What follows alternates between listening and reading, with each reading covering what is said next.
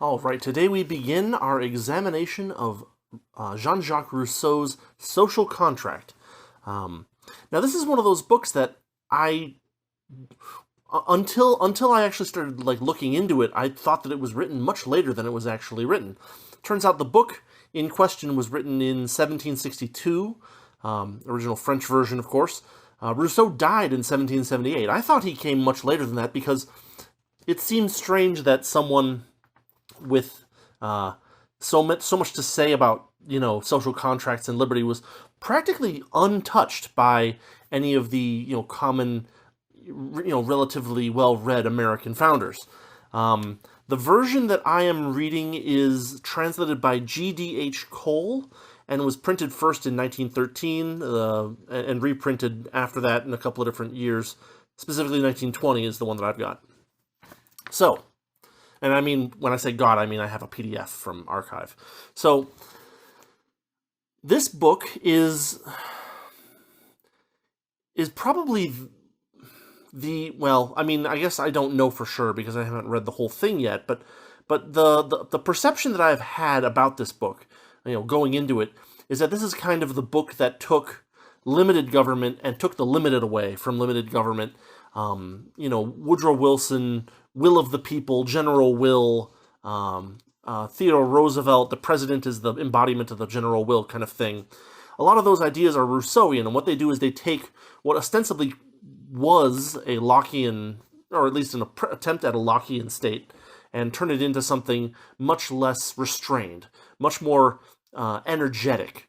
That's one of the big problems with the Rousseauian influence on these ideas, is that he comes up with this vague and nebulous social contract that serves a vague and nebulous general will, and then uses that to justify pretty much whatever he wants government to do.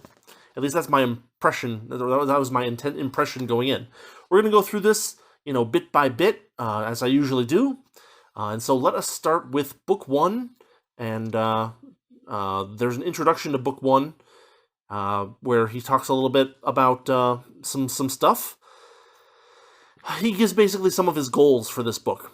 Quote, "Men being taken as they are and laws as they might be." So from this we can take that Rousseau's goal is to not have a utopian or otherwise false view of humanity, but to imagine kind of ideal laws.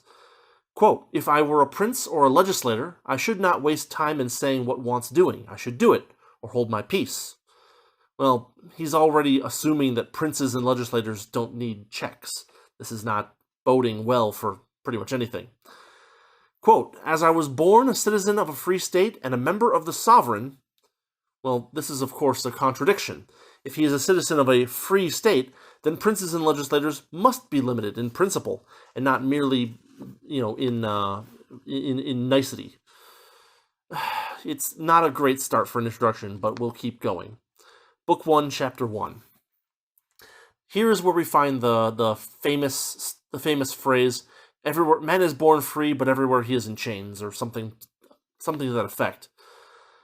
Of course, the problem with this is that it isn't true. Man is born absolutely dependent and unable to even perceive his surroundings clearly. Already Rousseau is idealizing man rather than being honest. It's not a good sign for what's to come. Rousseau continues, quote, "One thinks himself the master of others and still remains a greater slave than they," end quote. Here he's talking about rulers being greater slaves than even the people that they rule, which of course is deliberate obfuscation. It's flowery pseudo-intellectual gibberish that is flat out wrong. It's just not true, right? Clearly, if a king rules a large number of people and has very few actual limits on his power, he's not more so a slave than they are when he can point at one of them and go have his head hacked off. Quote, "As long as a people is compelled to obey and obeys, it does well. As soon as it can shake off the yoke and shakes it off, it does still better," end quote. Here we're starting to see this very deterministic and divisive view that Rousseau has. What this sentence could be used to justify is giving civilized people freedom, or the illusion of freedom, while dominating barbarians. No king would complain at these restrictions to his power. Quote, "The social order is a sacred right which is the basis of all other rights.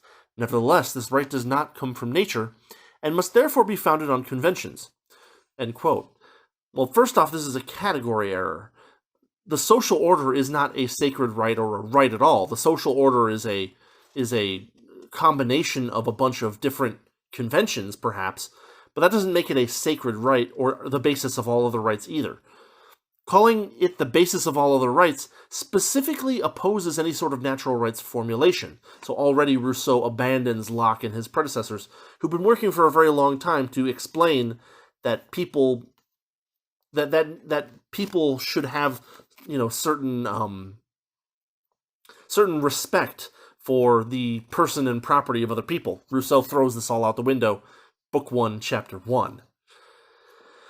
Continuing on to Book 1, Chapter 2, quote, "If they," meaning the family, "remain united after children are grown," I'm adding little parenthetical things because I'm pulling this out of a larger paragraph, "they continue so no longer naturally, but voluntarily, and the family itself is then maintained only by convention." Now, conventions are not the same thing as voluntary. This appears to be an attempt to conflate the two. A family held together by convention has rules or social pressures that are applied to potentially maintain it when it's no longer voluntary. That can be a problem, right? Rules and social pressures have to be distinguished from contractual agreements and in order to make logical sense of anything.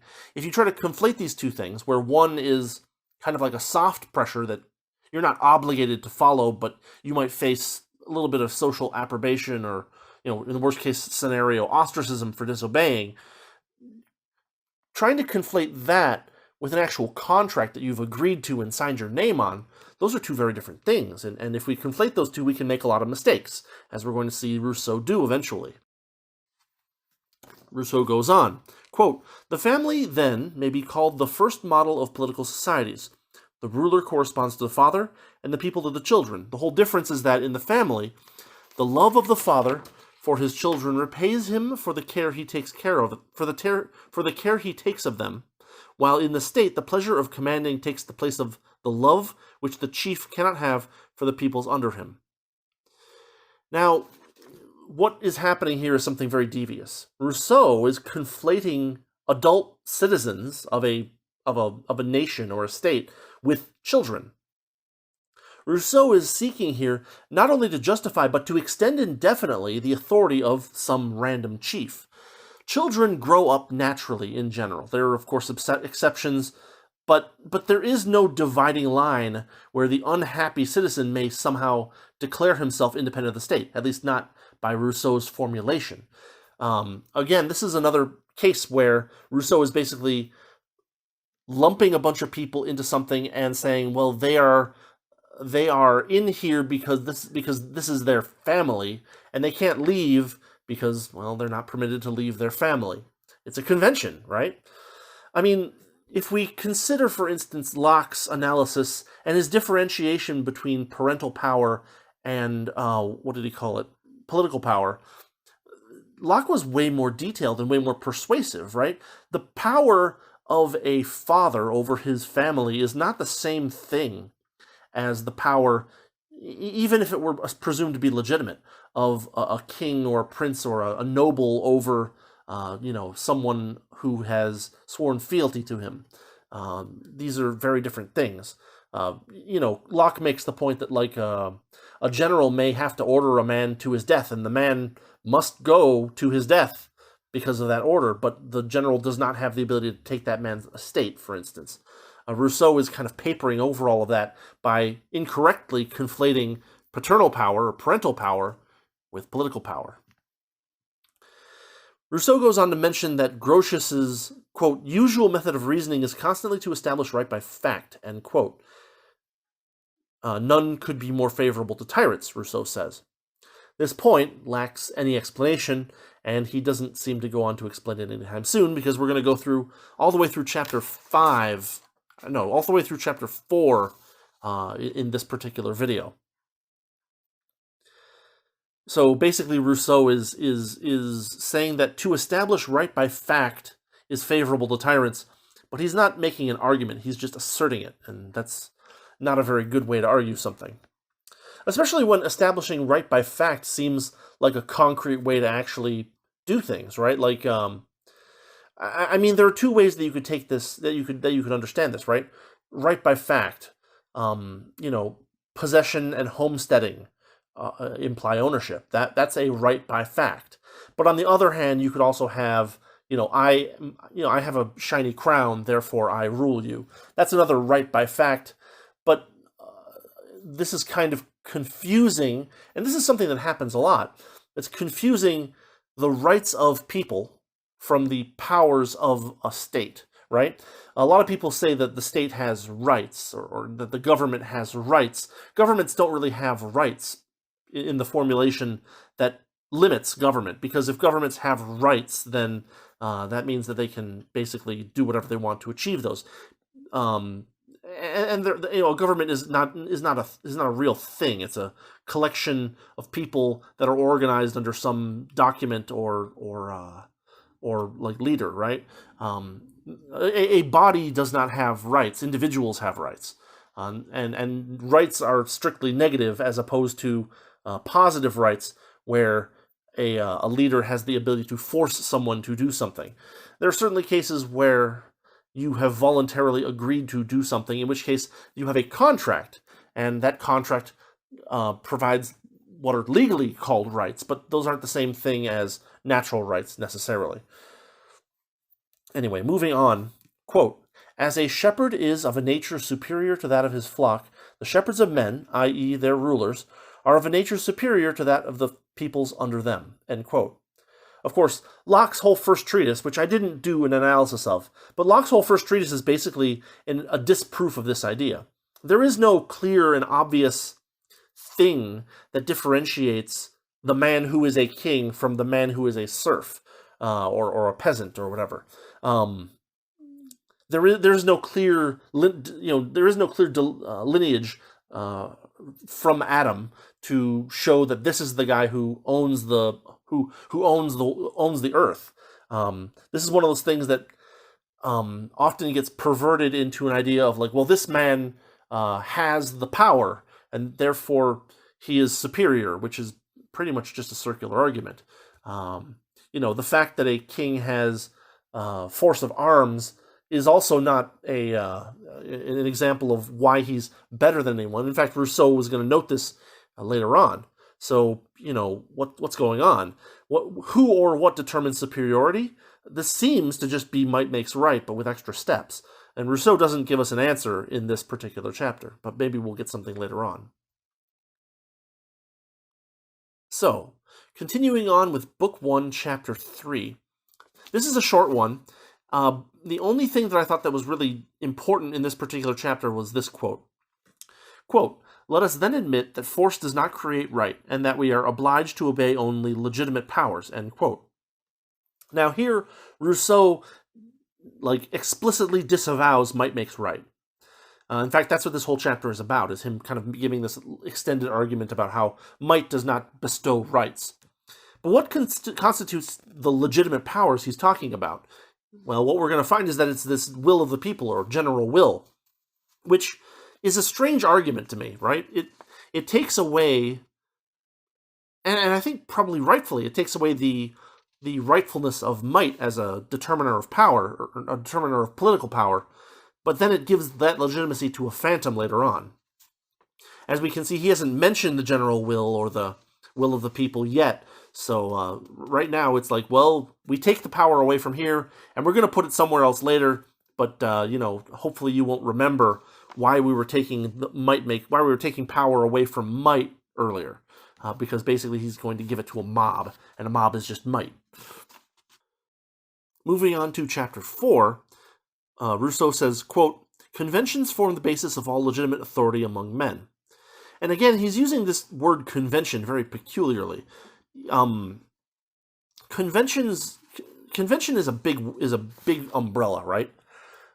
A convention can be anything from the trash goes out on Monday morning to the Pledge of Allegiance and meaning it, right?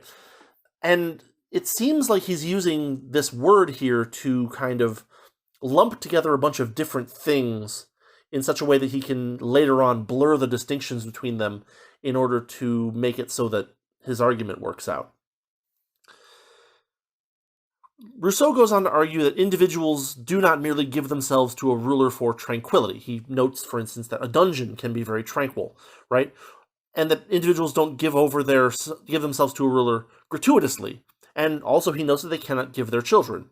Here he's kind of making some Lockean-ish points, but in general, Locke paid more attention, was more careful with his language, and did a better job than Rousseau has so far. Rousseau continues, quote, "It is an empty and contradictory convention that sets up on the one side absolute authority and on the other unlimited obedience," end quote. Again, Rousseau seems to be arguing for some natural limitations for state power. As we're going to see, the problem is that the thing he replaces with, because Locke had this whole natural law approach, right? That there are these logically self-consistent ideas that we can come up with to say that the government has, that an individual has this much power, and therefore when individuals get together, they can have up to this much power, but no more. Rousseau replaces this kind of logical construction, or at least an attempt at a logical construction, with, as I said before, a phantom, something that can move around in order to kind of fill out whatever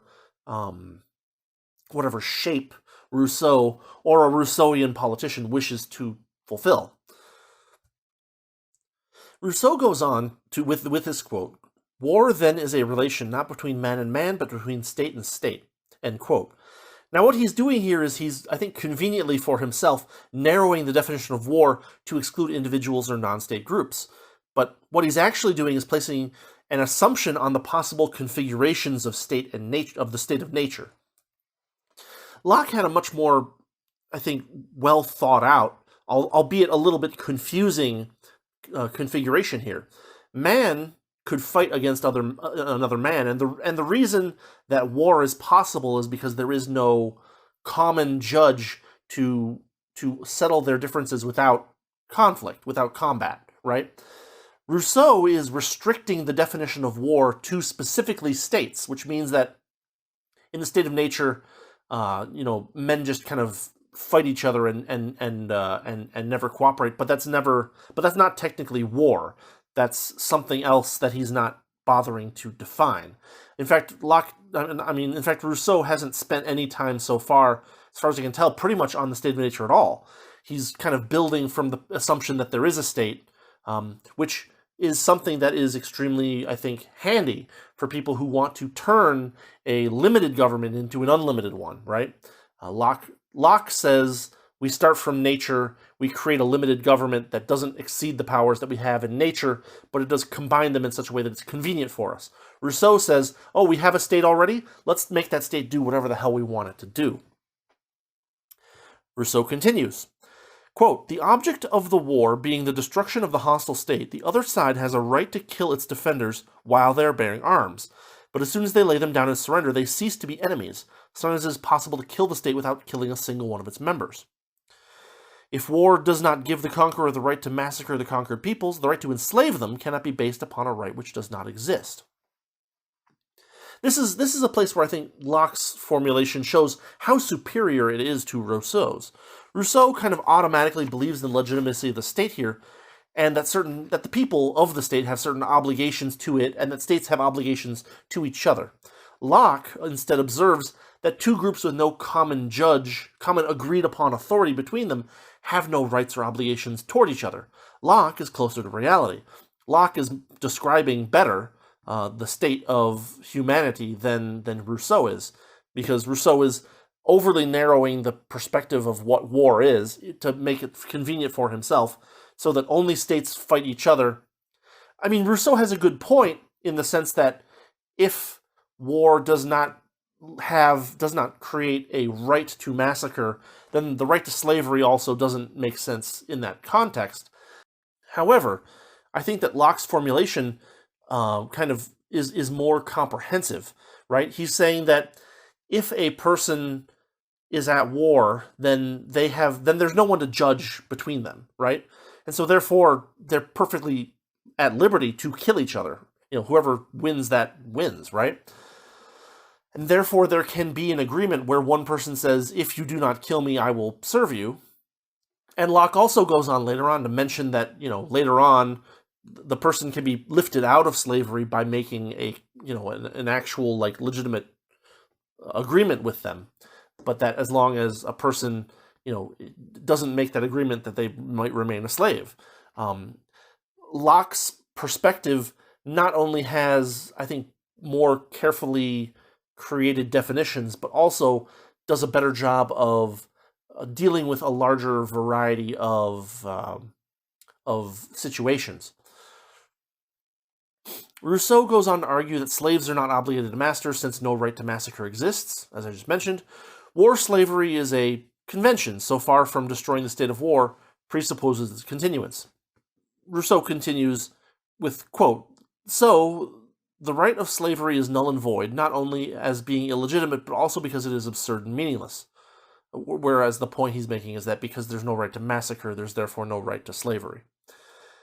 However, I think it's very strange for him to get into these detailed arguments so early on, when practically no definitions have made. It seems likely that the purpose of his argument here is to color future arguments, and we shall see. This kind of completes what I think are the important parts of Book 1, Chapters 1 through 4. Next week we'll move on to Chapter 5, where he actually starts to talk about establishment of the state. Reading it is a rather, what would I call it? It's a confused work, is the impression that I'm getting from it so far. There's a lot of attempts to, make arguments that by making unusual definitions. There's a lot of attempts, it seems, to argue by assertion. And there's not really an attempt to consider things from first principles. And the whole thing has got a veneer of disingenuousness, because he says that he's trying to consider man as man is, but then he says man is born free. It's just not true. We're seeing the strangeness of Rousseau's definition of convention. We're going to see more of that later on, I presume. There's definitely some of it in Chapter 5. And we're going to probably end up grappling with his definition of convention and seeing how his intentional widening of convention to conflate multiple different things is going to be integral to his construction of state power. But anyway, that's what I've got for today. Hopefully you enjoyed this, or at least found it thought-provoking. Justifications for the unlimited state, especially a state that we are kind of occupying at this point.